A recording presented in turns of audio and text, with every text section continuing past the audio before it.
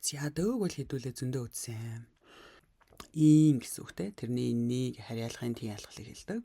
Баба д гэхээр аавын машин ханда маш том гэнэ.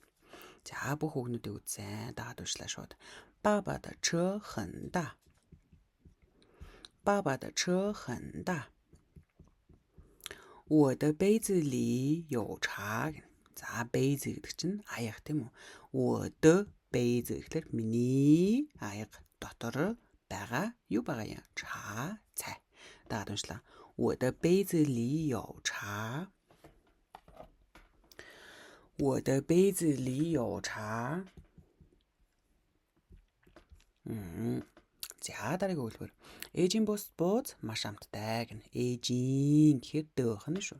Тэгээ мама да бауз 很好吃. За хаа гэдэг нь сайн гэсэн үг тийм.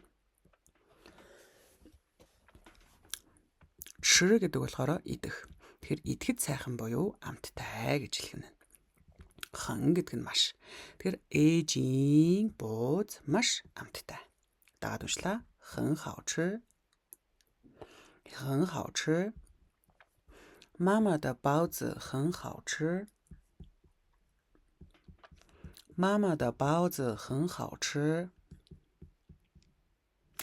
Дүүгийн ном маш том гэнэ. За дүүгийн гэдгийн ийм байх нь тийм. Дидид шу д гэж хэлнэ шүү. Дидид д хөг байхгүй. Тэгэхээр дидид шу хэнта. Дидид шу хэнта. За өнөөдөр үзүг д харьяалахын тийм ялгал буюу ийн байх.